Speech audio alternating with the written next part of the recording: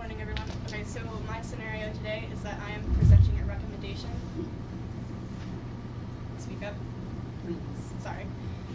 Today I'm presenting a recommendation to the Juniata administration, which includes President Troha, Deans Matt Damschroeder, Dean Dan Cook-Huckman, and Ellen Campbell, about changing the way we communicate about mental health on campus.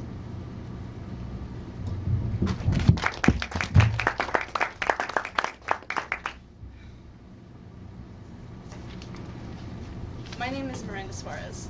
I am a senior at Juniata College, and I am living with a mental illness.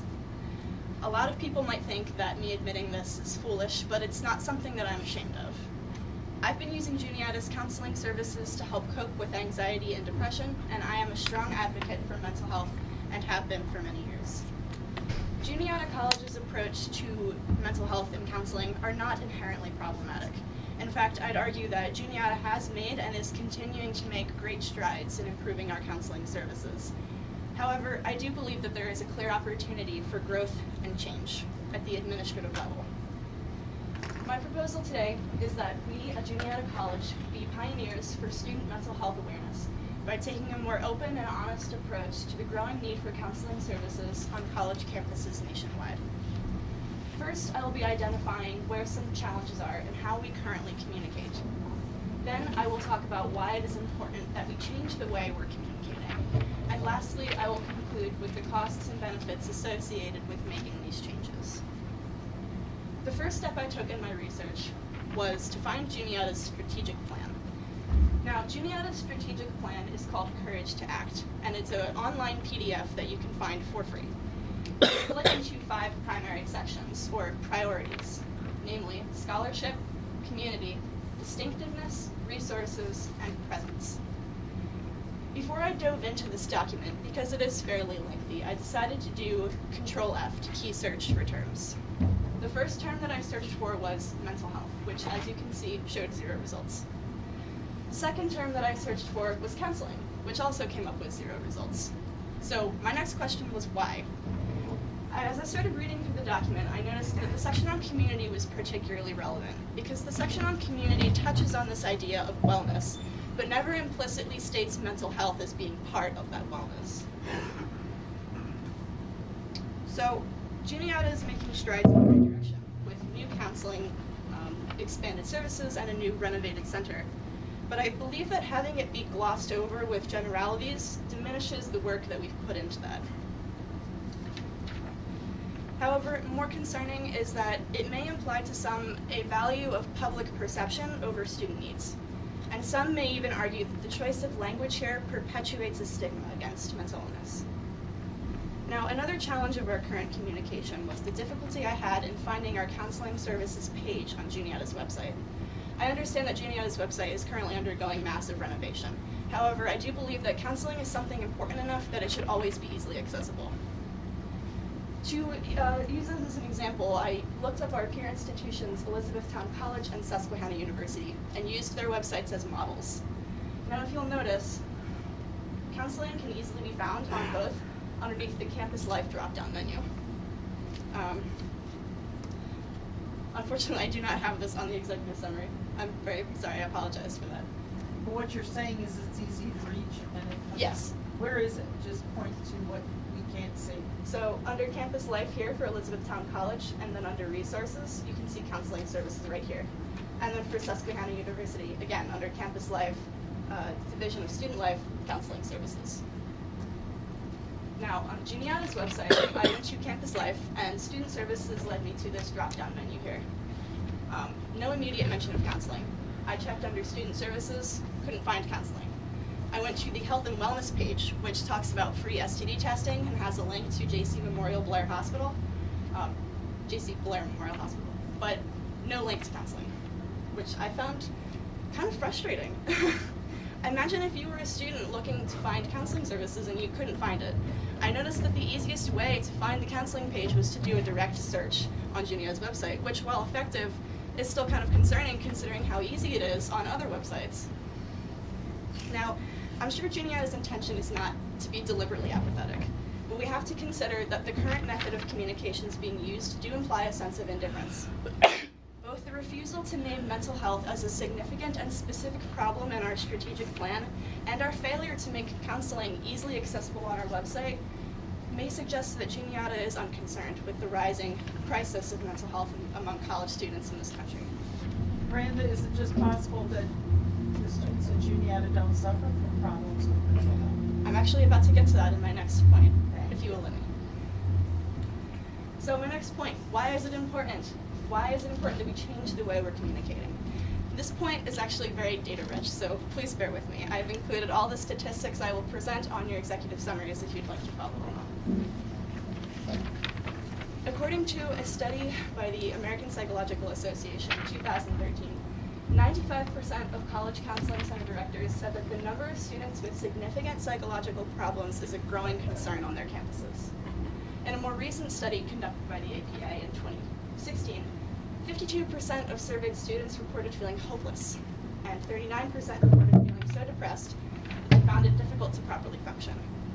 Now, as asked, this is not simply a problem limited to large universities, and it's not a problem limited to students being surveyed by the APA. This is a problem that we're dealing with right on our campus here.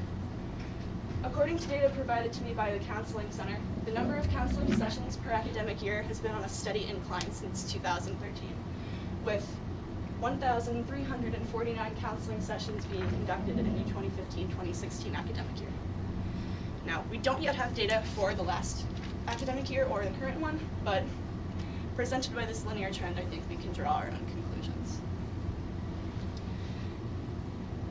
Now, what's more concerning than the number of students seeking treatment is the number of students not seeking treatment. According to a 2015 study by the American College Health Association, 2/3 of students struggling with mental illness choose not to seek help. Speculation may suggest this is because of either the stigma against mental illness, or it could also be because of lack of access to or lack of knowledge of counseling services on their campuses. Furthermore, data from the Higher Education Statistics Agency show that the number of students who drop out of college early due to mental health problems hit a record high in 2015, a 210% increase from the previous numbers collected only 5 years previously. Young adults and college-aged individuals are continuing to struggle with ballooning levels of anxiety and depression, and in correlation to this is a growing demand for counseling services on college campuses. Indicated by this aforementioned data, this increased demand is so prevalent that I believe it would be morally irresponsible not to make honest and genuine efforts toward destigmatizing the process of seeking and accessing needed treatment. Not just simply supplying these services, but being open about our willingness to do so will help us become better advocates for student mental health and general well-being. Now, we've covered areas of communication that pose challenges toward the open approach to mental health, and we've discussed why it's important to change the way we communicate. Lastly, I would like to talk briefly about the costs and benefits associated with implementing these changes.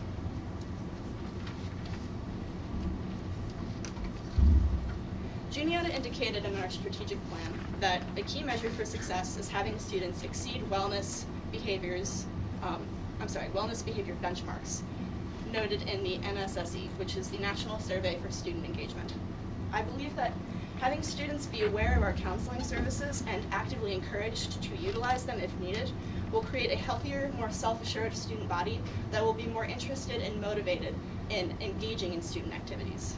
Additionally, Juniata has always attracted a more progressive pool of prospective students. So making efforts toward destigmatizing mental illness and being more proactive in regard to it would probably earn a lot of respect, admiration, and support from our student body. We spend so much time renovating and making our counseling services better, so why are we trying to hide it? Why aren't we showing it off? And lastly, a significant number of students dropping out of college due to mental health crises is really, it's an issue. It's an issue of retention. So I believe taking a more open approach to counseling and mental health services to let students know that it's there if they need it may help boost our already impressive retention levels, and it also may attract or recruit more progressively inclined students who are seeking transparency. The only real costs are the time it takes to fix our website and the consideration in future language used in publications by Juniata College, such as future strategic plans or publications of that caliber. There's virtually no monetary cost, and if I may be so bold to say, this kind of progressive pioneering is already very on brand for Juniata. So to reiterate, we have more engaged students, a wave of support from these students, and a boost to retention. The benefits highly outweigh the costs, which are non-monetary and minuscule. My initial plan here today was to recommend that counseling be a higher priority for Juniata College, but through conducting interviews and collecting research, I realized that counseling already is a priority here. What we need to focus on is better communicating that to the people who it matters, the students. Thank you. Does